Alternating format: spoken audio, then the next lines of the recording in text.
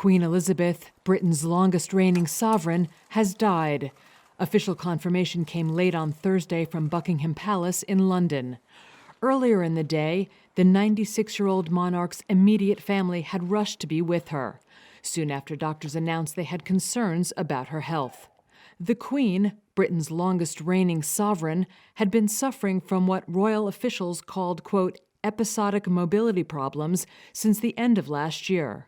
Her eldest son and heir Charles and his wife Camilla quickly traveled to her Scottish home, Balmoral Castle, where she was staying, as did Charles's older son, Prince William. The Queen's other children, Anne, Andrew, and Edward, along with Charles's younger son, Prince Harry, were soon en route. Such a family gathering, outside of holiday events, was a grave indication of what was to come.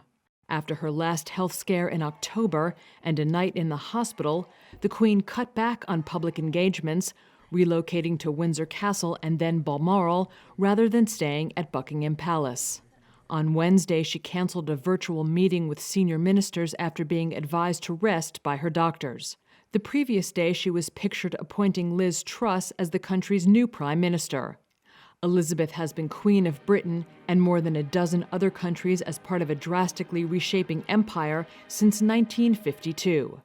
This year was her 70th on the throne, with 4 days of national celebrations in June.